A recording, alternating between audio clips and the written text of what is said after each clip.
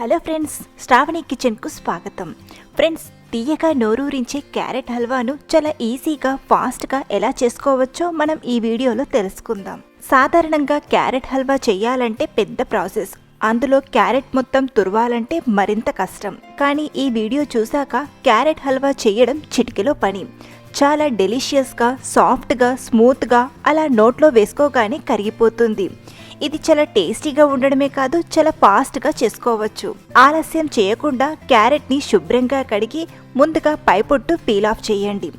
ఆ తర్వాత క్యారెట్ను చిన్న చిన్నగా ఇలా కట్ చేసుకోండి. ఇలా క్యారెట్ని కట్ చేసిన హల్వా మాత్రం తురిమినట్టే వస్తుంది. హల్వా చేసేటప్పుడు చూడని వారికి హల్వాను పెడితే అస్సలు నమ్మరు. ఇలా అన్ని క్యారెట్స్ని కట్ చేసి పక్కన పెట్టండి. ప్రెషర్ కుక్కర్ని తీసుకోండి. ఇందులోకి 1 టేబుల్ స్పూన్ నెయ్యిని యాడ్ చేయండి. నెయ్యి వేడయ్యాక కట్ చేసిన క్యారెట్ ముక్కలను యాడ్ చేసుకుందాం.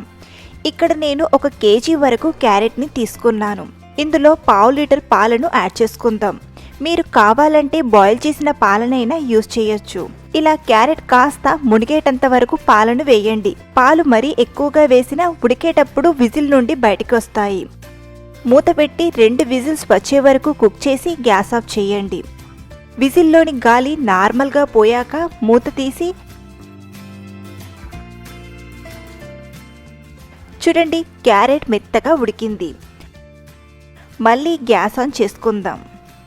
ఇలాంటి మ్యాష్ చేసే గంటెతో ఇలా మ్యాష్ చేయండి. చూడండి, మనకు క్యారెట్ తురిమినట్లే బరకగా వచ్చింది. ఇలాగే మొత్తం క్యారెట్ని బాగా మెదపండి.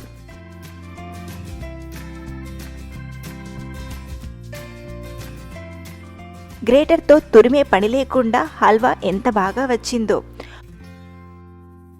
మరో 1/2 లీటర్ పాలను యాడ్ చేసుకుందాం. ఇక్కడ కేజీ పాలకు 1/2 లీటర్ పాలను తీసుకున్నాను. మనం తీసుకున్న పాలు మొత్తం దగ్గర పడేంత వరకు ఉడికించాలి.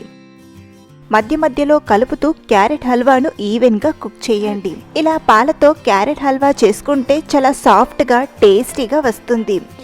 చూడండి, పాలు మొత్తం దగ్గర పడ్డాయి. ఇందులోకి 120 గ్రాముల చక్కెరను యాడ్ చేయండి. 1 కేజీ క్యారెట్కి 120 నుండి 130 గ్రాముల వరకు షుగర్ పడుతుంది.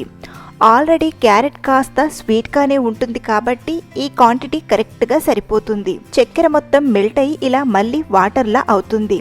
క్యారెట్ హల్వా దగ్గర పడేంత వరకు కలుపుతూ ఉడికించాలి. చూడండి, ఇలా హల్వాల కన్సిస్టెన్సీ వచ్చాక చివరిగా 1 లేదా 2 టీ స్పూన్ల నెయ్యిని యాడ్ చేయండి. అలాగే 1/2 టీ స్పూన్ యాలక్కుల పొడిని వేసి బాగా కలపండి.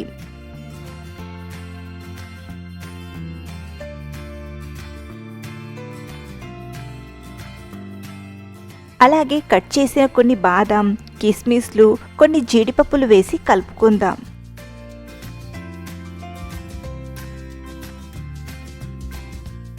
గ్యాస్ ఆఫ్ చేయండి.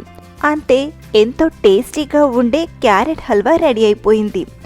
ఈ హల్వా చాలా టేస్టీగా, చాలా బాగుంది. ఈ స్వీట్ రెసిపీ మీకు నచ్చితే తప్పకుండా ట్రై చేయండి.